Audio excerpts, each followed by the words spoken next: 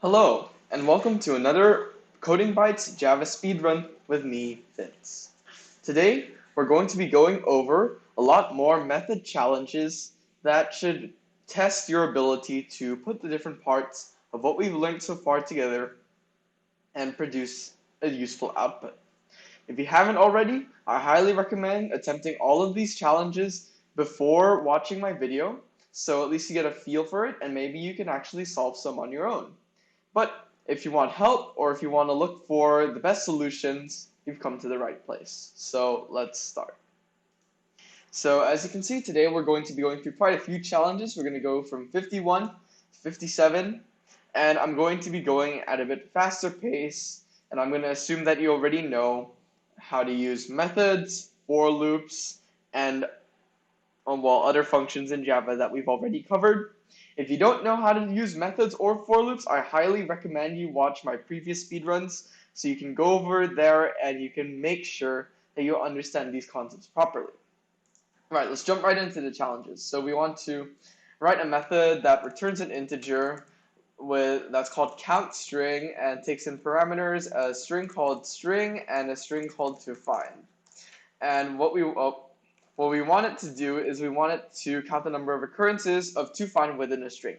I'm fairly sure there is a Java method to do this for us, but we're going to do it the old school style so you understand all the logic behind it. So first, we're going to initialize a count variable to say 0, and then we're going to make a for loop that loops through this string in I equals 0.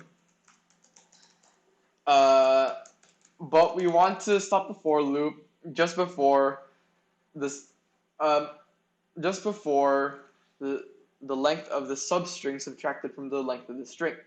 And the reason why that's so is so we can get a substring from the current index I to the length of our string toFind and compare the two strings. And if they are equal, we can add that to the count. Now, it's useless to test any indexes past an index that would give us a shorter string than the string we need to find, so that's why we need to subtract the toFind from the length of toFind from the length of the string. And as always, we add 1 to I. Now, we want to test if toFind.equals, actually no, let's get the substring first. So if string.substring I plus toFind.length,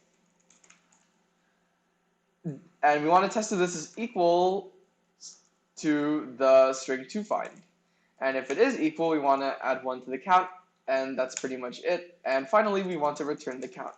And that should be all the code we need to solve this problem. So let's see if we've got it correct. It's clearly something is going a bit wrong. Sorry, I think we need to add 1. So we can just change this to less than or equals to, because as you can see, it's not counting the last me on this final test case, and now you can see that it does count it, and so we've solved this problem correctly. So if we submit this code, we should pass all the test cases, and that's the first out of 7 methods done today. On to the next one. So we want to return a string named alphabetical. String alphabetical, and it takes in a string called string. And we want to return a string that is composed of each letter as long as the letter is later than its previous one. You can assume the actual parameters are lowercase, and we can also use the greater than and the less than symbols to compare characters where characters later or on in the alphabet are greater. Okay, so as long as the letter is, okay, so what we're going to do is we're going to create, we're going to use a while loop in this case. So we want to first initialize an index to 0, and this will be the position of the last character that is still in alphabetical order. So actually, we want to put this as 1. While index is less than the length of the string, because if the index does end up as the length of the string, we'll just output that. We'll add 1 we'll add one. No. We'll test if the character at the index is the same as the is greater than the previous character. So if string.charat index is greater than is less than string.charat index -1. So in this case, we want to break the loop because that means we found the last character that we want to look at. Is this correct? Yeah, it should be fine. Otherwise, we want to add 1 to the index. And actually, I'm thinking about this again, and I think this index. No, this is correct. And so finally, we should just return the string the substring of the original string that stretches from 0 and ends at the index. I think we can just remove the 0, but let's just leave it in there just to see if we've got our logic correct. Oh, I forgot about static.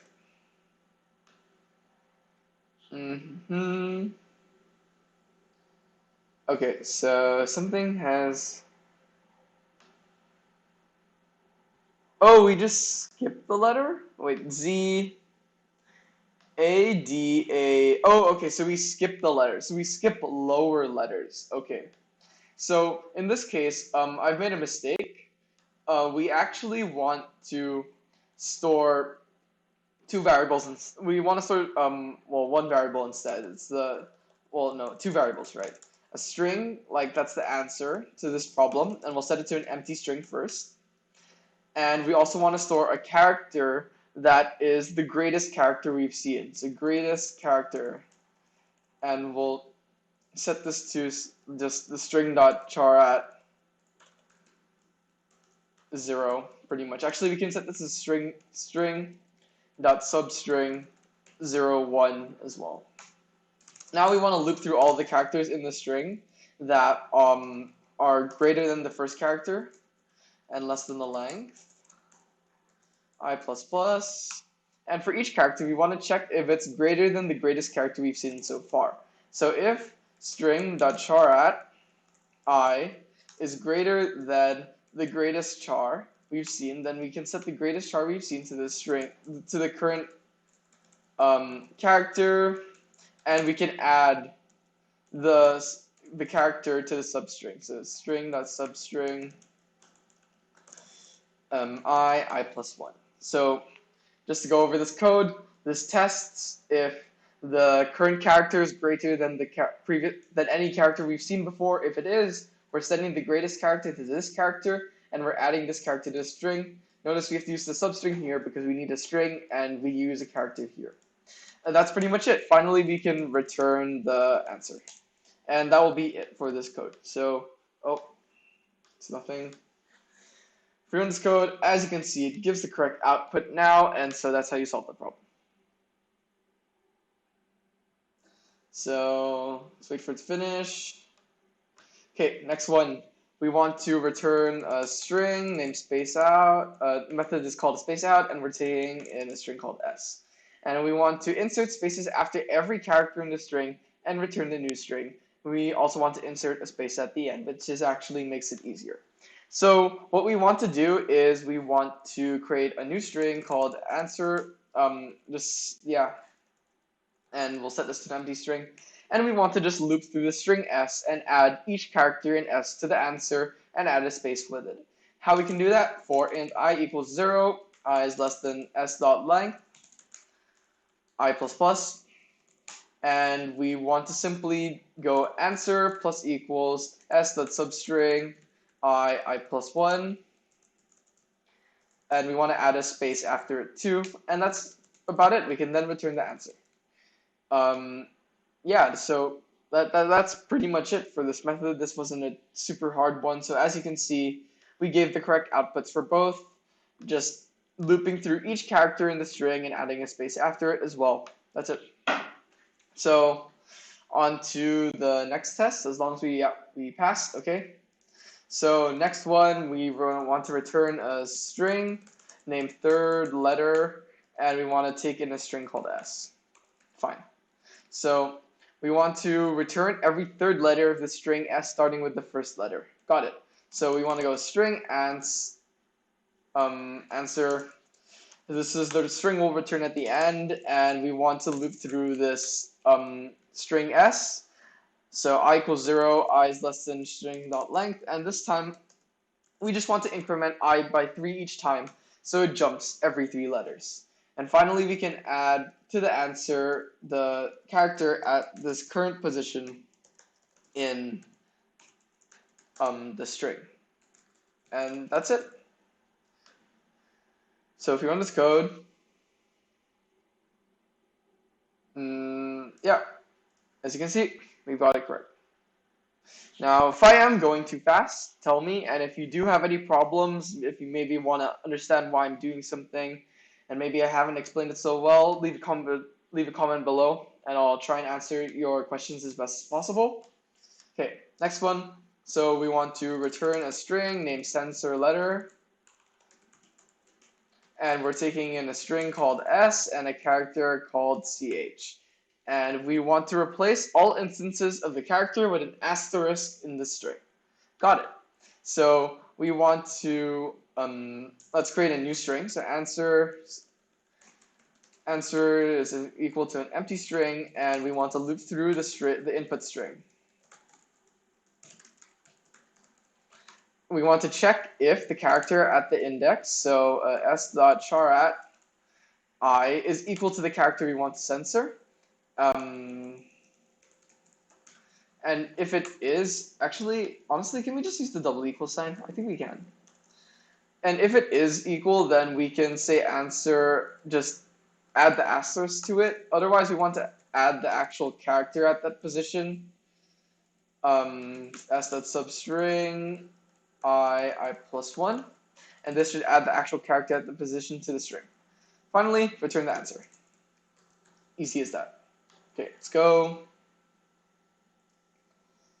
Okay, me not putting brackets.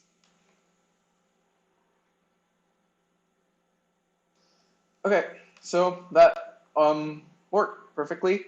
So yeah, we're speeding through these ones. I think we're doing quite a fast pace, but as long as you know what to do, as long as you just keep on practicing, don't worry if you're not going as fast as this. Actually, definitely don't worry. You should maybe be taking it a bit slower and maybe trying to figure out what to put at each part of the code. But yeah, once you've just practiced a lot, you can go through it at a much faster pace. So we want to go static string surround, and we want to give it a string called s and a character called search term. And we want to return a new string built from s that has every instance of the search term surrounded by parentheses. Got it. So we can, this is similar to the last one. We'll just create an answer string, and we'll set it to a blank string, and we can loop through the string. Actually, for this one, I feel like there is a Java method we could have used, like some sort of s.replace, but no worries, it's fine. It's good to know how to code it from scratch. So in I equals 0, I is less than s.length, I plus plus, and we want to surround, so we want to test if the current character at this position is equal to the search term. And if it is equal to the search term, then we want to add that character to the answer, but we want to surround it by these brackets. So that plus s.substring I plus 1. It would probably be more efficient to just convert the search term into a string, but yeah, we'll just, either way will work. Otherwise, we want to just add whatever is at this current position to the string and return the answer. That's it. So I hope you can see a repeated pattern through a lot of these problems, just getting the input, making an output variable, searching through everything, and returning an answer. And that's the correct one. So yeah, we've actually sped through it quite fast. We're now on the final one. Good timing, I think around 15 minutes by my mark for 6, and now we're on 7. So we want to return a string called surround string. We have a string called s and a string called search term. And we want to, so it's similar to the other one, but we want to replace the search term, not the string, instead. So I remember an earlier problem. Which one was it? Yeah, this one. We want to combine 51 and 56. So 51 will help us search for the actual substring, and 56 will replace the term. So what we're going to do is we're going to give a string called answer, and we're going to loop through the string. s.length minus search term.length plus 1. I hope you remembered that from earlier. So this will stop at the end where stop at the position where it couldn't possibly match the search term anymore because the number of characters remaining is too small. Add 1 to I each time, and we want to say if s.substring I plus search term.length dot equals search term. So just testing if we've hit a search term, and if we do, we want to add to the answer a bracket and then the search term and then the closing bracket. Otherwise, we can simply add whatever.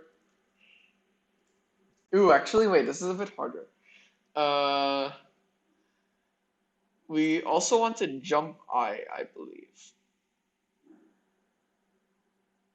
Enter plus equals search term, otherwise answer plus equals s.substring I plus 1. Here we want to jump the counter by the length of the search term, and that should be it, I believe. So the reason why we're jumping it is because if we do hit the search term, we want to skip all of the characters in the search term and go to the first character after the term we're searching for. And so that's why we have to increment our index by that much. Actually, I think this would be -1. Search term dot length. And let me just check. I think it would actually need to subtract 1 since we're already adding 1 to it each time anyway. So as you can see, yeah, we've got the correct answers. And so that's it for this speedrun. I hope that you've managed to definitely, I hope, oh, never mind, what's wrong? Haha.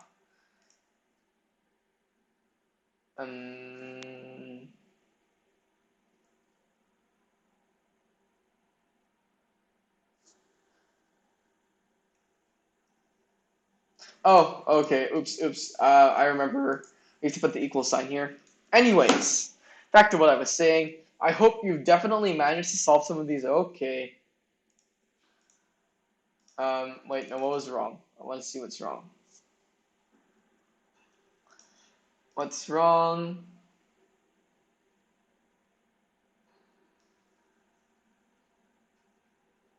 Oh, okay. I understand now. Oopsies. So actually, after this, we want to add the remaining characters at the very end of our string, starting from the smallest length, which we can is this.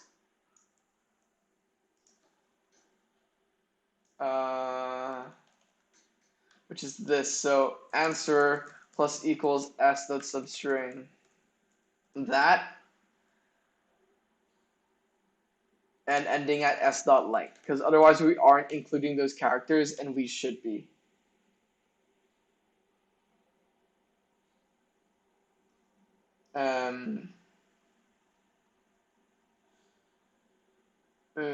Actually, you know what, let's just include it in the for loop. I is less than s dot length. So we want to test if, first of all, I is less than,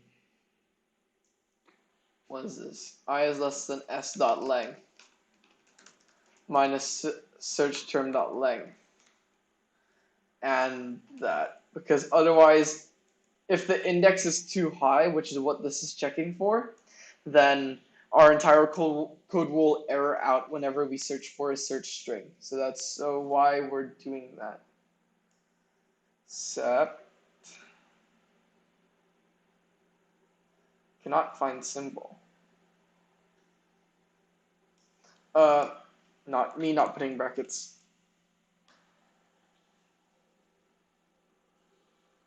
Okay, and now it should be working. Now it should be working.